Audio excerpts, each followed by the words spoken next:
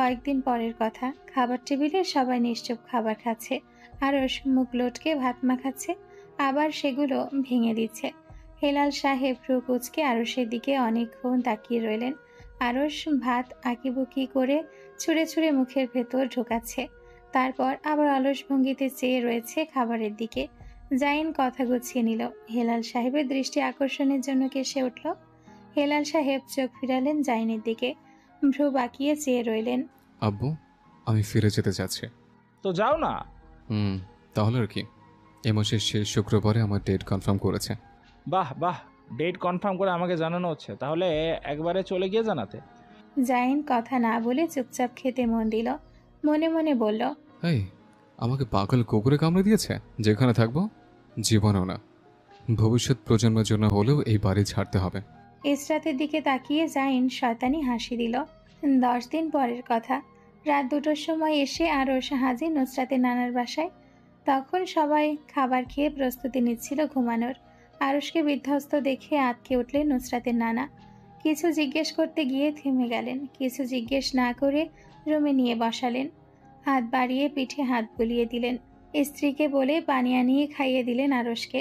আরসের চোখের কোণ লাল, উস্কো খুস্কো চুলের অবস্থা, চোখের নিচের অবস্থা ভালো নয়। সুঠাম দেহের শরীরটা কিছুটা ভেঙে গিয়েছে।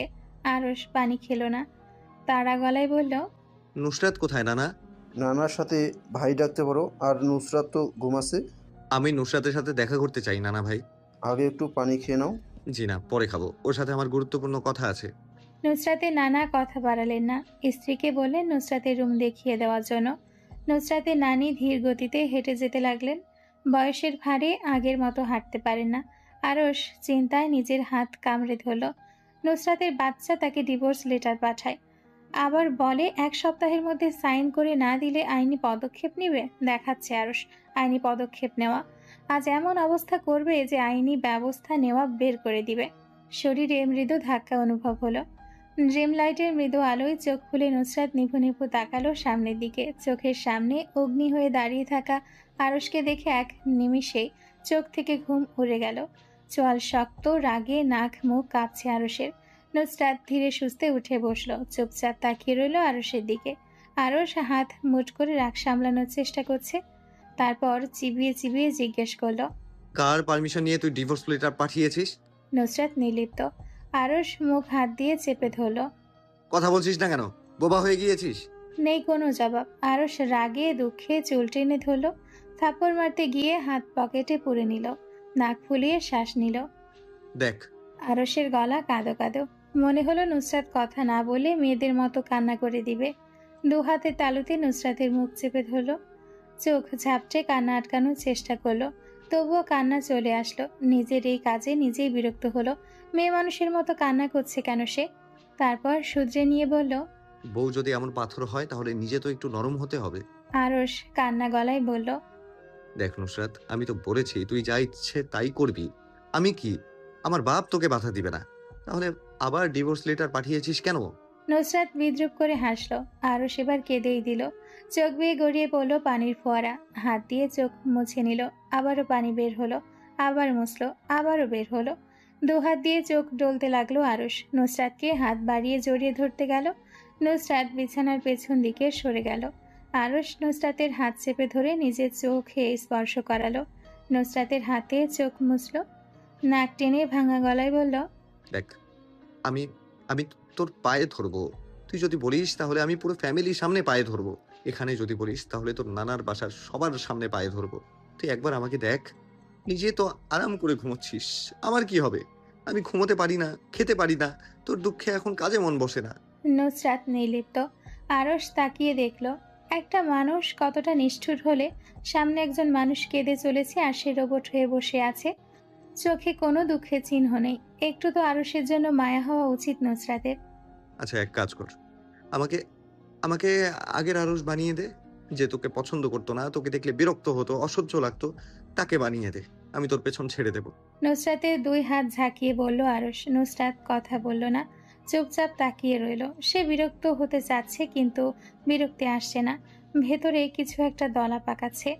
আরস নুসরাতকে চুপচাপ তাকিয়ে থাকতে দেখে জড়িয়ে ধরল, কাঁধে মাথা রাখলো, চোখ ঘষে মুছল। নাক টেনে কাঁদলো। বানিয়ে দে, না হলে গলা টিপে মেরে দে। তোর মজা লাগছে না আমাকে এরকম দেখতে? আচ্ছা, মজা নেই, তবু আমাকে আগের মতো বানিয়ে দে। আরশের কান্নার তোড়ে সারা শরীর নড়ছে। নুসরাতকে জড়িয়ে ধরায় সাথে তারও শরীর নড়ছে। চোখ জ্বালা করে উঠল নুসরাতের। আরশকে ধাক্কা দিয়ে বলল, আপনি উন্মাদ হয়ে গেছেন। হ্যাঁ হ্যাঁ, আমি বদ্ধ উন্মাদ হয়ে গেছি। তুই করেছিস, সব তোর দোষ। তুই দোষী, আমার দোষী, আমার অপরাধী তুই। দেখ নুসরাত, আমরা সুন্দর একটা জীবন তৈরি করতে পারি। তুই কেন আগের জিনিস নিয়ে এখনো পড়ে আছিস? নুসরাত, আমাকে দেখ, আমি ভুলে গিয়েছি না সবকিছু, তুইও ভুলে যা। এত সহজ সবকিছু ভোলা। আরশ চোখ মুখ মুছে নিল দুই হাত দিয়ে ভালো করে। কান্নার তোড়ে নাকের পাটা বারবার ফুলে উঠছে। শ্বাস ফেলছে ধীরে ধীরে। চোখ বুজে বলল, চেষ্টা করলে অবশ্যই সহজ। নুসরাতের মুখ হাতের তালুতে নিয়ে কপালে কপাল চেপে ধরল। দেখ, আমার শ্বাস বন্ধ হয়ে আসছে, তুই চাচ্ছিস আমি মরে যাই। নুসরাত, আমার ব্যথাটা বুঝ, আমার কষ্টটা বুঝ। আমি তো হার মেনে নিয়েছি, এবার তুই চলে আয় আমার কাছে। ডিভোর্স তো কোনো কিছুর সমাধান নয়। প্লিজ একটু ভাব, আমাদের পরিবারে ফাটল ধরবে, পুরো পরিবার ভেঙে চুরে নষ্ট হয়ে যাবে। একটু ভেবে দেখ। দেখ নুসরাত, তোর একটা সিদ্ধান্ত সব করতে পারে, আবার ধ্বংস করতে পারে। নুসরাত চুপচাপ বসে রইল। ভাবগতি বোঝা দেয়। হয়তো একটু নরম হলো। আরশের দিকে তাকিয়ে শীতল গলায় বলল, আপনি আসুন, আমি ভেবে কিছু জানাচ্ছি। আরশ কান্না চোখে হাসল। নুসরাতের কপালে চুমু খেয়ে বের হয়ে গেল রুম থেকে। সে নুসরাতকে জোর করতে পারত, কিন্তু করবে না। এতদিনে যা বুঝেছে, এই মেয়ে নিজে যা বুঝে তাই। তুমি দেওয়ালে মাথা ঠুকে মাথা ফাটিয়ে ফেলো, তবুও এই মেয়ে নিজের সিদ্ধান্তে অনড় থাকবে। তাই নুসরাতের সাথে বুঝে কথা বলতে হবে, ওর মতো ওকে ছেড়ে দিতে হবে। নুসরাতের নানার সাথে দেখা হলো রুম থেকে বের হয়ে। তিনি সোফায় বসে অপেক্ষা করছিলেন আরশের। আরশের নাক মুখের অবস্থা বেগতিক। কিছু জিজ্ঞেস করার প্রয়োজন বোধ করলেন না। সময় হলে সব জানা যাবে, আপনা আপনি সব ঠিক হবে। আরশকে তার সামনে দাঁড়াতে দেখিয়ে পিঠে হাত বুলিয়ে দিলেন, বললেন থাকতে। অন্য একদিন থাকবো, কিছু কাজ আছে। নুসরাতের নানা আর জোর করলেন না, গেট পর্যন্ত এগিয়ে দিয়ে আসলেন। চিন্তিত স্বরে বললেন সাবধানে গাড়ি চালিয়ে যেতে। নুসরাতের মন খারাপ। কি করবে সে? বলল তো কিছু ভেবে জানাবে, কিন্তু কি বলবে? শালা তাকে কত অপমান করলো, আর এখন তার বেঈমান হৃদয়টা আরুষ্যার সাথে তাল মিলিয়ে কাঁদছে। এরকম ধরফর করছিল কেন তখন? ব্যাটার কান্নাও এনজয় করতে পারল না। নিজে চোখ দিয়ে জল বের হতে হতে হলো না। তার কি নরম মাংসপিণ্ডে কোনো সমস্যা হয়েছে? না না, তেমন হবে না। আরও সে হৃদয় নিয়ে খেলতে গিয়ে নিজে না হৃদয়ের জায়গা দিয়ে দিল। হেঁটে হেঁটে বারান্দায় গেল, চেয়ারে বসে চুপচাপ হিসেব মেলাতে লাগলো। যতই সে বলুক ডিভোর্স দিবে, সেটা জীবনেও দিতে পারবে না। নাসির নামক যুবক আর নাজমিন নামক যুবতী তাকে গলা টিপে হত্যা করবে, তবুও ডিভোর্স দিতে দিবে না। প্রয়োজন হলে তাকে বাড়ি থেকে বার করে দিবে। কিন্তু এত সহজে তো মাফ করা যায় না। একটু তো নাকানি চুবানি খাওয়াতেই হবে। হঠাৎ মাথায় আইডিয়া আসলো, একটা লটারি মারলে কেমন হয়? যদি আরশ জিতে, তাহলে সে আরশকে সুযোগ দিবে। না জিতলে পরে ভাবা যাবে। কলম খাতা নিয়ে এসে বসলো মেঝেতে। হ্যাঁ লিখলো 98, আর না লিখলো 2 বার। তারপর উপরের দিকে ছুঁড়ে ফেললো। সেগুলো এসে মাটিতে পড়তেই হাতে নিল। প্রথমবার উঠল হ্যাঁ, দ্বিতীয়বার হ্যাঁ, তৃতীয়বার বাজি পাল্টে গেল। নুসরাতের হাতে উঠল না। নুসরাত নিজেকে ধমক দিল, না লিখলো কেন। তারপর নাটা বারান্দা দিয়ে নিচে ফেলে দিল। আবার মারল, এবারও উঠল না। নুসরাত পাল্টে ফেলল, না ফেলে দিয়ে হ্যাঁ হাতে নিল। হ্যাঁ, এবার ঠিক আছে। ফোনের কর্কশ শব্দ কানে লাগলো। মোবাইল পকেট থেকে বের করে বলতেই ইসরাত বলল বাড়িতে আসতে, তার ফ্লাইট আছে। ভালো থাকিস, আল্লাহ হাফেজ। বেঁচে থাকলে আবার দেখা হবে, আল্লাহর ভরসা। সুন্দর করে সংসার করিস, জামাইয়ের সাথে ঝগড়া বিবাদ করিস না। জামাইয়ের কথা অক্ষরে অক্ষরে পালন করিস। জামাই যা বলবে তা করিস, জামাই যা বলে তা চুপচাপ মানবি, ওকে? নুসরাত ইসরাতের মুখের উপর ফোন রেখে দিল। ঠোঁটের কোণে ফুটে উঠল মৃদু হাসির ঝলক। মাথায় আইডিয়া এসেছে আরশকে শাস্তি দেওয়ার। এবার বুঝবে নুসরাতের সাথে পাঙ্গা নেওয়া সারা জীবনের মতো ঘুচিয়ে দিবে। হ্যাঁ, নুসরাত, তুই এত ভালো কেন? তোর মতো ভালো মানুষ ঘরে ঘরে জন্মানো উচিত। মেসেজ কাকে যেন পাঠাবো? ও হ্যাঁ, আমার জামাইকে। কল লিস্ট খুঁজে নাম্বার পেল না। ব্লক নাম্বারে ঢুকলো অলস ভঙ্গিতে। হাজব্যান্ড লেখা সেভ করা নাম্বার আনব্লক করে হোয়াটসঅ্যাপে মেসেজ পাঠালো। আগামীকাল দেখা করুন, আমি টাইম আর লোকেশন সেন্ড করে দিব। মেসেজ সেন্ড হতেই নাম্বার ব্লক মেরে দিল। ঠোঁটের কোণ উঁচু হয়ে গেল বিকৃত হাসির তোড়ে। ইসরাত জার্নি করে এসে শুয়ে পড়েছিল। জাইন এসে রুম ঝাড়ু মোছা কাপড় ধোয়া সব শেষে রান্না করলো। রান্না করা শেষ করে রুমে গিয়ে হট শাওয়ার নেওয়ার জন্য কাপড় বের করতে লাগলো। বিছানায় একবার তাকিয়ে দেখলো ঘুমিয়ে থাকা ইসরাতকে। হালকা হেসে টাওয়াল নিয়ে ওয়াশরুমে ঢুকে গেল। প্রায় 1 ঘন্টা পর ওয়াশরুমের বাহিরে আসলো। জাইনের পরনে সাদা কালার ট্রাউজার আর সাদা কালার গেঞ্জি। ইসরাতের মুখের সামনে গিয়ে চুল ঝাড়া দিল। পানি ছিটা চোখে লাগতে ইসরাত চোখ মেলে তাকালো। হাত তুলে আড়মোড়া ভাঙলো। জাইনের দিকে তাকিয়ে অধর বাঁকিয়ে হাসলো। জাইন বুকের বাঁ পাশে চেপে ধরে বলল, হাই মার্জাভা। ইসরাত উঠে বসলো। জাইনকে উদ্দেশ্য করে বলল, শুয়ে গিয়েছেন? দেখতে পাচ্ছ না? ভিজে চুলের পানি এনে ইসরাতের মুখে ছিটিয়ে দিল। ইসরাত হাসলো। যেটা আমার করার কথা ছিল ওটা আপনি করেছেন। বউ যদি এমন আনরোমান্টিক হয় তাহলে স্বামীকে তো পদক্ষেপ নিতে হবে, তাই না আমার আত্মা? ইসরাত দাঁড়িয়ে জাইনের গলা জড়িয়ে ধরল। জাইন হাত নিয়ে এসে ইসরাতের কোমর চেপে ধরল। ভ্রু উঁচিয়ে জিজ্ঞেস করলো, কি? ইসরাত মাথা নাড়ল। মুখ দিয়ে বলল, নাথিং। জাইন মাথা নাড়িয়ে ইসরাতের থুতনিতে চুমু খেলো। ভ্রু নাচিয়ে জিজ্ঞেস করলো, কি? ইসরাত দুদিকে মাথা নাড়ল না ভঙ্গিতে। জাইন কোমর ছেড়ে দিল। ইসরাতকে বলল, যাও ফ্রেশ আসো। ইসরাত অলস ভঙ্গিতে না করতে গেল। জাইন চোখ রাঙালো, মুখ লটকে চলে গেল ওয়াশরুমে। জাইন খাবার সাজাতে চলে গেল কিচেনে। খাবার টেবিলে চুপচাপ খাবার খাচ্ছিল ইসরাত। জাইন গম্ভীর গলায় জিজ্ঞেস করলো, পড়াশোনা করতে চাও? চাইলে আমি কোনো ভার্সিটিতে তোমাকে অ্যাডমিশন করিয়ে দিতে পারি। ইসরাত মুখে ভাতে লোকমা নিয়ে বসে রইল। জাইনের দিকে এক দৃষ্টিতে তাকিয়ে রইল। জাইন ভাত খাওয়া থামিয়ে বলল, কি এইভাবে তাকিয়েছো কেন? আমি যতটুকু পড়েছি ততটুকু অনেক। আমি এখন সংসার করতে চাই। আপনি কাজ করবেন, আমি আপনার টাকায় খাবো, আপনার বাচ্চা পালন করব, এই তো বেশ। আর কোনো কিছু প্রয়োজন নেই। আমি কিন্তু বলছি না, তুমি নিজে বলছো এটা। তোমার শ্বশুরকে কল দিয়ে জানিয়ে দাও, নইলে আমাকে কল দিয়ে ক্যাটক্যাট করবে। বিকেল 5টায় নুসরাতের দেওয়া লোকেশনে গত আধ ঘন্টা যাবৎ আরশ বসে আছে। নুসরাতের দেখা নেই। তাকে কি এভাবে বসিয়ে রেখে শাস্তি দিবে ভেবে মেয়েটা আসছে না? হতে পারে এটা তাকে স্বামী ভাবে না, ভাবে শত্রু, তাই তো এত জ্বালাচ্ছে। আগে একটা শত্রুতার সম্পর্ক ছিল, কিন্তু এখন তো নেই।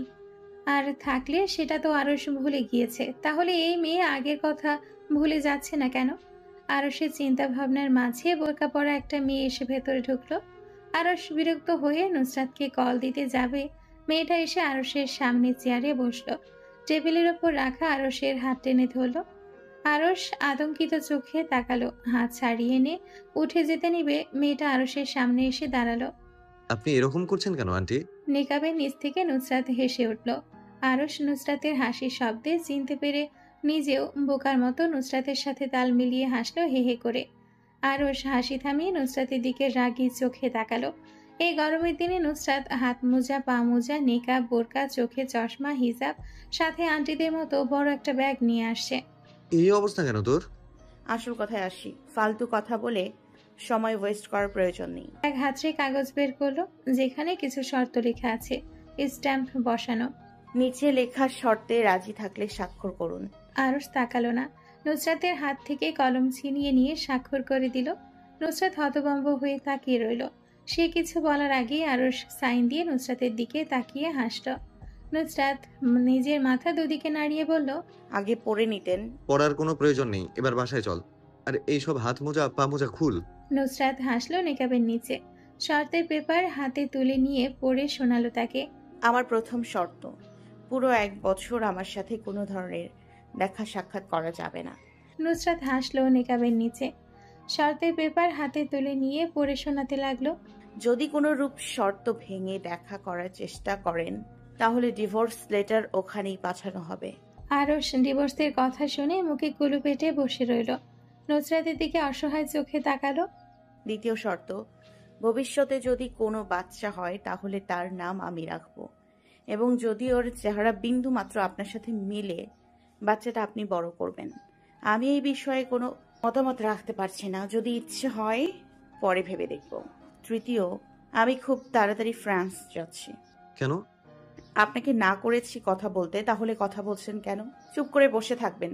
বেশি কথা বললে ব্যাগে ডিভোর্স পেপার আছে, সাইন এক্ষুনি করে ডিভোর্স দিয়ে দিব। তাহলে ফিরে যাই শর্তে।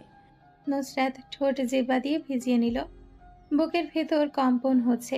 ও যতটা বাইরে শক্ত ততটাও নয়। ঠোঁট কামড়ে বলল, ফ্রান্স থাকা অবস্থায় আপনার ভাই বা বোনের কাছে থেকে কোনো কথা জানতে চাইবেন না আমার বিষয়ে। ওরা যদি জোর করে আমার বিষয়ে কিছু বলতে চায়, তাহলে আপনি মুখের উপর কল কেটে দেবেন। রাজি? আরশ ওপর নিচ মাথা নাড়ল। সে রাজি। Good boy. তাহলে আজকে মুখটা দেখা। আজ থেকে তো শর্ত কার্যকর করা হলো। এখানে থাকলে যেখানে সেখানে আপনার সাথে আমার দেখা হতে পারে, তাই এই আইডিয়া। তাহলে আজ আসি, শর্তগুলো মেনে চলবেন। দেখা হবে তাহলে 1 বছর পর। আরশ উঠে চলে গেল। স্লাইডিং ডোর ঠেলে বের হবে, পেছন থেকে আরশ হাত টেনে ধরল। নুসরাত মিছিমিছি বিরক্তি নিয়ে তাকালো। রাগী কণ্ঠে বলল, কি? চাচা চাচি জানে। কেউ জানে না, যাওয়ার পর জানাবো। যেদিন যাবি আমাকে একটা টেক্সট করিস। পারবো না। আরশ অসহায় চোখে তাকালো। এই নিষ্ঠুর মানবীর মায়ায় পড়তে হলো। দুনিয়ায় কি মেয়ের অভাব আছে? নুসরাত হাত টেনে ছাড়িয়ে নিল, পা বাড়ালো অন্যদিকে। যত তাড়াতাড়ি সম্ভব এখান থেকে যেতে হবে। নুসরাত পা চালিয়ে চলে গেল সামনের দিকে। এক প্রকার আরশের সামনে থেকে পালিয়ে গেল। আরশ মোবাইল বের করে তারিখ দেখল, 22/4/25। এখনো 364 দিন বাকি। অপেক্ষা আর অপেক্ষা। আরশ সামনে তাকাতেই দেখল নিষ্ঠুর মানবী নেই কোথাও, চলে গিয়েছে। একবার ফিরে তাকানোর প্রয়োজন বোধ করল না। চোখের কোণ থেকে পানি গড়িয়ে পড়ল। বুক ফাটা আর্তনাদ করে উঠল আরশ ভেতরে ভেতরে। সে কেন শব্দ করে কান্না করতে পারে না? আজ শব্দ করে কান্না করতে পারলে তো বুক এত ভার হতো না। আরশ কপালে হাত রেখে গাড়ির দিকে দৌড়ে চলে গেল। যদি একবার ভালো করে সামনে তাকাতো তাহলে দেখতে পেত রাস্তার ওপরে দাঁড়িয়ে নিশ্চুপ চোখে চেয়ে আছে এক রমণী। সে পাথর নয়, সে নিষ্ঠুর নয়, তারও কষ্ট হয়, কিন্তু সে প্রকাশ করতে পারে না। সে চেপে যায় নিজের ভেতর। গাড়িটা যতক্ষণ পর্যন্ত দৃষ্টিসীমার বাইরে গেল না, ততক্ষণ নিশ্চুপ চোখে তাকিয়ে রইল গাড়ি যাওয়ার পথে। গাড়ি উধাও হতেই নুসরাত উল্টো পথে অসায় পা বাড়ালো। টালমাটাল পা ফেলে এগিয়ে গেল নিজ গন্তব্যে। দুজন দুদিকের পথে নিজ নিজ গন্তব্যে যাওয়ার জন্য অগ্রসর হলো। নুসরাতের এই সিদ্ধান্ত কি ভবিষ্যতে ঝড় বয়ে আনবে, নাকি দুজনের জন্য মঙ্গল বয়ে আনবে, তার সময় কাল বলে দিবে। মে মাস। সাধারণত মে মাসে বসন্তের শেষ পর্যায়ে চলতে থাকে এবং গ্রীষ্মের আগমনী বার্তা শুরু হয়। প্যারিসের আবহাওয়া উষ্ণ ও আরামদায়ক হয় মে মাসে। আবহাওয়া এই সময় দিনের বেলা উষ্ণ থাকে এবং সন্ধ্যের দিকে মৃদু ঠান্ডা হতে পারে। গাছপালা পুরোপুরি সবুজ হয়ে ওঠে এবং ফুলগুলো পূর্ণ বিকশিত থাকে। শহরের বিভিন্ন পার্ক ও বাগান খুব সুন্দর দেখায় এ সময়। বড় বড় দানবাকৃতির ওক গাছ, পাইন গাছ পুরনো পাতা ঝরে পড়ে নতুন রঙে রঙিন হয়। এই সময় বৃষ্টির সম্ভাবনা বেশি থাকে, তাই বাহিরে বের হওয়ার সময় রেইনকোট বা ছাতা সাথে রাখা ভালো। মেঘলা আকাশ। কিছুক্ষণ পর পর মেঘ ডাকার শব্দ শোনা যাচ্ছে। থাই গ্লাসের দিকে তাকিয়ে দীর্ঘশ্বাস ফেলল ইসরাত। হালকা হালকা বাতাস বইছে বাহিরে, যা অ্যাপার্টমেন্টেও প্রবেশ করছে। মোবাইলের অন বাটনে চাপ দিতে ইসরাত আজকের আবহাওয়া দেখল। চোখে ভাসল 15°C। এর মধ্যে জাইনের কল আসলো। ইসরাত কিছুক্ষণ অপেক্ষা করে কল পিক করলো। ওপাশ থেকে পুরুষালী গলার আওয়াজ ভেসে আসলো। ফোন রেখে দিয়ে ইসরাত এসে বসলো ড্রয়িং রুমের সোফার ওপর। হিটার অন করে দিল। মৃদু বাতাস আর সাথে ঠান্ডার শরীরে পশম দাঁড় করিয়ে দিচ্ছে। তারপরও থাই গ্লাস লক করল না। এই পরিবেশ তার কাছে উপভোগ্য মনে হচ্ছে। সোফায় বসে থাই গ্লাসের দিকে তাকিয়ে রইল। এখান থেকে বিশেষ কিছু দেখা না গেলেও ও বড় বড় গাছের শাখা প্রশাখা দেখা যাচ্ছে। ইসরাত দৃষ্টি মেলে তাকিয়ে রইল এক পানে। জীবনের কাছে সে যা চেয়েছে জীবন তাকে অনেক বেশিই দিয়েছে। সে জাইনের প্রথম ভালোবাসা নয়, কিন্তু জাইনের জীবনের সব থেকে কাছের জায়গা সে পেয়েছে। জাইনের মতো একজন মানুষের সুখ দুঃখের সাথী হতে পেরেছে, এটা অনেক বেশি তার কাছে। আজ তারা বাহিরে যাবে। গত 1 মাস থেকে জাইনের পেছন ধরেছে ইসরাত। ঈদে সালামি হিসেবে দেওয়া ডলারগুলো দিয়ে শপিং করবে। এগুলো বাসায় পড়ে রয়েছে। জাইন আইডিয়া দিল ডায়মন্ডের কোনো জিনিস কিনে ফেলার জন্য। দেশে থাকতে নাজমিন বেগমও বলেছিল টাকা দিয়ে গোল্ডের কোনো জিনিস বানিয়ে নেওয়ার জন্য। ইসরাতের গোল্ডের প্রতি বিশেষ আকর্ষণ না থাকায় অতটা গুরুত্ব দেয়নি কথাটায়। জাইনের কথা ইসরাতের কাছে গ্রহণযোগ্য মনে হয়েছে। গোল্ডের তুলনায় সে ডায়মন্ডের প্রতি একটু উইক, তাই ডায়মন্ড নিলে টাকাগুলো ওয়েস্ট হবে না। আবার জাইনের টাকাগুলো কাজে লাগালো। বিয়ের প্রথম সালামিও অক্ষত থাকলো, তাই গত 1 সপ্তাহ ধরে জাইনের পেছন নিয়েছে মলে যাওয়ার জন্য। আজ বাইরে যাওয়ার আগে বলে গিয়েছে নিয়ে যাবে মলে। ইসরাত প্রায় 15 মিনিট এক ধ্যানে বসে থেকে উঠে দাঁড়ালো। হঠাৎ উঠে দাঁড়াতেই পুরো শরীর দুলে উঠল। চোখ বন্ধ করে অনেকক্ষণ দাঁড়িয়ে থেকে নিজেকে ধাতস্থ করে পা বাড়ালো রুমের দিকে। রুমের দরজা ধাক্কা দিয়ে ভেতরে ঢুকতেই নাকে লাগলো ব্ল্যাক ডাইসিলিন ম্যান পারফিউমের গন্ধ। ইসরাত নাক টেনে নাসারন্ত্রের ভেতরে ঘ্রাণটা টেনে নিল। রুমের ভেতর অন্যরকম মন মাতানোর সুগন্ধি। এই ঘ্রাণটা ইসরাত জাইনের শরীর থেকে পায়। দীর্ঘশ্বাস ফেলে রুমের ভেতরে এগিয়ে গেল। আয়নার সামনে দাঁড়াতেই নিজের কাছে লাগলো আগের তুলনায় আরো একটু মোটা হয়ে গিয়েছে। কাভার থেকে স্কার্ফ বের করে পরে নিল। মোটা ওভারকোট গায়ে চাপিয়ে ঠোঁটে লিপ গ্লস লাগিয়ে নিয়ে অগ্রসর হলো রুমের বাহিরের দিকে। পাশের রুমে উকি দিল একবার। গতকাল রাতে এসে ঘুম দিতে শুয়েছে আর এখন পর্যন্ত ঘুমাচ্ছে। ইসরাত দীর্ঘশ্বাস লুকিয়ে রুমের দরজা লক করে দিল। ড্রয়িং রুমে এসে সোফায় বসতেই জাইনের কল আসলো। ইসরাত কল পিক করে কানে লাগাতেই ওপাশ থেকে গমগমে স্বর ভেসে আসলো। নিচে আসতে ইসরাত মিনমিনে গলায় বলল, আসছি। মোবাইল কোটের পকেটে ঢুকিয়ে দরজার বাহিরে গেল। দরজা লক করে নিয়ে বড় বড় পা ফেলে অগ্রসর হলো এলিভেটরের দিকে। পায়ে short high heel. Elevator ground ফ্লোরে গিয়ে থেমে গেল। ইসরাত এলিভেটর থেকে বের হতেই চোখের সামনে দেখল সুঠাম দেহের পুরুষটাকে, যে গাড়ির সামনে দাঁড়িয়ে আছে তার অপেক্ষায়। ইসরাত ধীরে ধীরে পা বাড়িয়ে গাড়ির কাছে গেল। জাইন দরজা খুলে দিল। ইসরাত আলগোছে গিয়ে গাড়িতে উঠে বসলো। ঠোঁট কামড়ে হাসলো ইসরাত। জাইন থমথমে মুখে এসে বসলো ড্রাইভিং সিটে। ইসরাতের দিকে তাকিয়ে ভ্রু কুঁচকে নিল, দন্ত দিয়ে ঠোঁট চাপলো। হুইল ঘোরাতে ঘোরাতে ইসরাতের দিকে আবার তাকালো। গাড়ি স্টার্ট করে নির্দিষ্ট স্পিডে দিয়ে এক হাত হুইলে রেখে আরেক হাত নিয়ে রাখলো ইসরাতের পায়ের ওপর। ঢোক গিলে ইসরাতের দিকে প্রশ্নবোধক চাহনি দিয়ে জিজ্ঞেস করলো, হাসছো কেন? ইসরাত কথা বলল না। শরীরে শিরশির অনুভূতি হলো। এটা নতুন না, জাইন স্পর্শ করলে সচরাচর এমন অনুভূতি হয়, তাই বিশেষ ভাবাবেগ হলো না ওদিকে।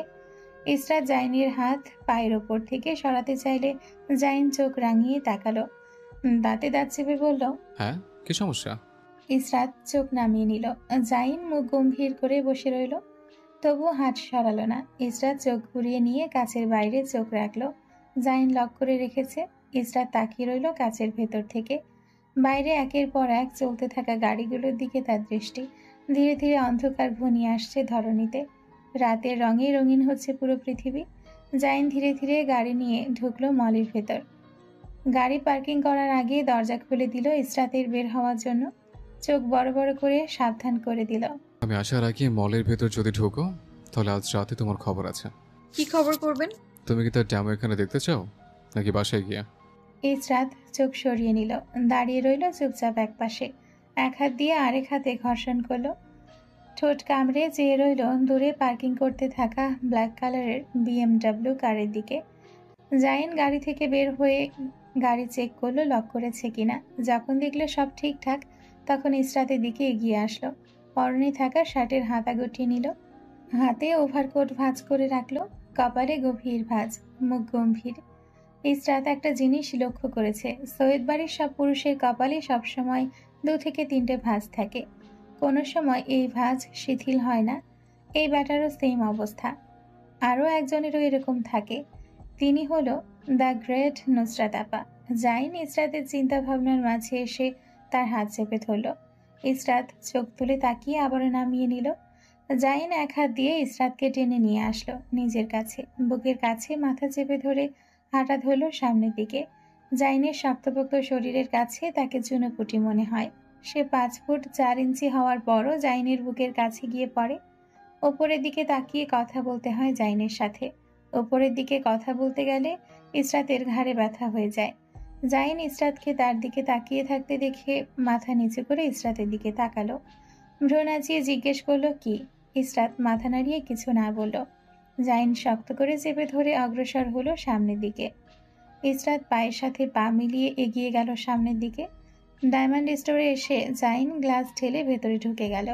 ডায়মন্ড স্টোরে ঢোকার পর শরীর গরম হয়ে গেল ইসরাতের। চারিদিকে তাকিয়ে দেখলো ইসরাত। একটা ছেলে জাইনের দিকে এগিয়ে এসে বলল, কিভাবে সাহায্য করতে পারে সে। কিছু ডায়মন্ডের নেকলেস দেখান। ছেলেটা ছোট ছোট নেকলেস বের করে দেখাতে লাগলো। জাইন ইসরাতকে ইশারা করলো, মুখ দিয়ে বলল, যেটা পছন্দ হয় নিয়ে নাও। ইসরাত জাইনের বাহু বন্ধনী থেকে মিনমিন করে বলল। আপনি পছন্দ করে দিন। জাইন মুখে গম্ভীর ভাব ধরে রাখলো, কিন্তু মনে মনে খুশি হলো ইসরাতের কথায়। হাত বাড়িয়ে একটা নেকলেস হাতে নিল। ছেলেটার দিকে তাকিয়ে বলল, এটা কত ইউরো? জি স্যার, এটা 5,000 ইউরো। ডিসকাউন্ট অফার চলছে? জি স্যার, 10% ডিসকাউন্ট। চলো ডিসকাউন্ট করলে কত ইউরো হয়? স্যার, আপনার 10% ডিসকাউন্টে নেকলেসের দাম হবে 4,500 ইউরো হবে স্যার। কার্ড না ক্যাশ? Card sir. জাইন নিজের ব্ল্যাক কার্ড দিয়ে দিল ছেলেটার দিকে। Sir pin. ইসরাত জাইনকে পিন লিখতে দেখে হাতের নিচ থেকে উকি ঝুঁকি মারতে লাগলো। জাইন ইসরাতকে এরকম করতে দেখে ধীরে ধীরে পিন লিখতে লাগলো ইসরাতকে দেখিয়ে। ইউরো পে করতেই ছেলেটা বক্সে পুরে ডায়মন্ড নেকলেস জাইনের দিকে এগিয়ে দিল। হাসি মুখে বলল, আবার আসবেন স্যার ম্যামকে নিয়ে। ক্রিসমাসের সময় আমাদের এখানে দারুণ দারুণ অফার দেওয়া হয়। কখনো কখনো 25 থেকে 30% ডিসকাউন্ট দেওয়া হয়। জাইন ঠোঁট টেনে হেসে এগিয়ে গেল দরজার দিকে। গ্লাস টেনে খুলে দিয়ে গ্লাসের সামনে দাঁড়ানো ছেলেটা বলল, আবার আসবেন স্যার। জাইন শুধু মাথা নাড়িয়ে বের হয়ে গেল। মলের ভেতরে হাঁটতে হাঁটতে জিজ্ঞেস করলো, কিছু নেবে? কি? জাইন গম্ভীর চোখে তাকালো ইসরাতের দিকে। ক্লথ এরিয়ার দিকে এগিয়ে গেল। গম্ভীর গলায় জিজ্ঞেস করলো, স্যানিটারি ন্যাপকিন নেবে? লজ্জায় ইসরাতের গাল লাল হয়ে গেল। ঠোঁট কামড়ে বলল, জি না। জাইন কথা বাড়ালো না। ইসরাতকে এক প্রকার নিজের সাথে টেনে নিয়ে গেল। জাইন নিজের পছন্দ মতো কিছু ড্রেস ইসরাতের জন্য ক্রয় করলো। ইসরাত চুপচাপ দাঁড়িয়ে রইল। রাতের খাবার বাইরে খেলো দুজনে। জাইন যত্ন সহকারে স্টেক ছোট ছোট পিস করে দিল। খাবার খাওয়ার শেষে জাইন গাড়ি নিয়ে উল্টো পথ ধরল। ইসরাত অবাক হয়ে জিজ্ঞেস করলো, এটা তো অ্যাপার্টমেন্ট যাওয়ার রাস্তা না। তোমাকে কে বলেছে আমরা অ্যাপার্টমেন্টে যাচ্ছি? আমরা অ্যাপার্টমেন্টে যাচ্ছি না, তাহলে কোথায় যাচ্ছি? লং ড্রাইভে যাচ্ছি। ইসরাত ঠোঁট কামড়ে কিছু চিন্তা করলো। জাইনের দিকে তাকিয়ে চিন্তিত গলায় বলল, অ্যাপার্টমেন্টে নুসরাত একা। ইসরাতের কথা থামিয়ে দিল মাঝপথে জাইন। গম্ভীর গলায় বলল, আরে তোমাকে কে বলেছে অ্যাপার্টমেন্টে একা? তাহলে অন্য কেউ আছে কি? অবশ্যই আছে। কে? আমি কেন দেখতে পাইনি? তোমার বোনের ঘরে যে দুটো জিন আছে ওইগুলো ওর সাথে আছে। ইসরাত জাইনের পায়ে থাপড় মারল। জাইন হাহা করে হাসলো ইসরাতের রিয়াকশন দেখে। ধুর, আপনি না। আমি কি? আমি সিরিয়াস নিয়েছিলাম আপনার কথা। আমি তো সিরিয়াসলি কথাটা বলেছি। ওর ঘরে তো কমপক্ষে হলেও 1000টা জিন আছে, এই জন্য এত ঘাট তেরা তোমার বোন। তুমি কত সুইট, আর তোমার বোনকে দেখো, পুরো একটা গুন্ডা রে। হাঁটার স্টাইল তো ছেলেদের মতো, কাপড় বড় ছেলেদের মতো, শুধু চুলের জন্য মেয়ে লাগে, নইলে চুলগুলো কেটে দিলে পুরো ছেলে হয়ে যাবে তোমার বোন। ইসরাত নাক ফুলিয়ে তাকালো, দাঁত কামড়ে বসে রইল। জাইন ঠাট্টা করে বলল, রাগ করেছো রে? ইসরাত কথা বলল না। জাইন এক হাত বইলে রেখে অন্য হাত দিয়ে ইসরাতের হাত চেপে ধরল। মজা করছিলাম, তুমি দেখি সিরিয়াস হয়ে নিলে। ইসরাত চুপ করে রইল। বাকি রাস্তা কাটলো এমন নিস্তব্ধ। জাইন দীর্ঘশ্বাস ফেলল। ভুল করে বলে ফেলে এখন আফসোস হচ্ছে। জীবনে চলার পথে জীবনে স্ত্রীকে সত্যি কথা বলতে নেই। জাইন আজ বুঝল। নির্দিষ্ট জায়গায় পৌঁছে গিয়ে জাইন ইসরাতকে নামাতে চাইলে ইসরাত চুপ করে মুখ ফুলিয়ে দাঁড়িয়ে রইল। জাইন কান ধরে উঠবস করলো। জাইনকে কান ধরে দাঁড়িয়ে থাকতে দেখে ইসরাতের মায়া লাগলো। হাত বাড়িয়ে জাইনের কপালের ওপর পড়ে থাকা চুলগুলো অগোছালো করে দিল। জাইন ইসরাতের কোমর চেপে ধরে টেনে কাছে নিয়ে গেল। শেষের বাতাসে নাকি জাইনের সংস্পর্শে ইসরাত কেঁপে উঠল ঠিক বোঝা গেল না। ধীরে ধীরে দুটো অথরে অথর মিলল। আকাশ কাঁপিয়ে মেঘের গর্জন আসলো। মেঘে ঢেকে গেল পূর্ণিমার চাঁদ। ঝিরে ঝিরে বৃষ্টি শুরু হলো। ধরণী ভিজে যেতে লাগলো বৃষ্টির স্নিগ্ধ পানিতে। সজীব হতে লাগলো গাছপালা। বৃষ্টির ছন্দে নিজেরাও ছন্দ মিলিয়ে দুলে উঠল। ভিজে গেল বৃষ্টির পানিতে গাছপালা, সাথে বৃষ্টির বরফ শীতল পানিতে ভিজতে লাগলো দুই মানব মানবী। বৃষ্টির পানি ঠান্ডা স্পর্শে প্রতিটি অঙ্গ প্রত্যঙ্গ কেঁপে উঠল দুজনের। জুন মাসের এক দুপুরে খবর আসলো আরশের ছোটখাটো একটা অ্যাক্সিডেন্ট হয়েছে। নুসরাত তখন গিয়েছে হসপিটালে, কিছুদিন ধরে শরীর ভালো যাচ্ছে না তাই। হসপিটাল থেকে ফিরে আসলো খুশি খুশি মুখে, ঠোঁটে লেগে আছে হাসির ঝলক। বাসায় আসার পর ইসরাত খবর দিল আরশের অ্যাক্সিডেন্ট হয়েছে। নুসরাতের ভাবগতি বোঝা বড় দায়। হাতের মধ্যে ফলের ব্যাগ ছিল। হসপিটাল থেকে ফেরার পথে বিভিন্ন প্রকার ফ্রুটস নিয়ে এসেছিল। নিলিপ্ত চোখে কিছুক্ষণ তাকিয়ে থেকে রুমে চলে গেল। রুমে গিয়ে ফল রাখলো, হাতে করে দুটো আপেল নিয়ে আসলো। নাইফ আনতে গেল কিচেনে, নাইফ নিয়ে এসে আরাম করে বসলো সোফায়। আপেল টুকরো টুকরো করে কাটতে কাটতে ইসরাতের দিকে তাকালো। ইসরাত অদ্ভুত চোখে নুসরাতের দিকে তাকিয়ে আছে।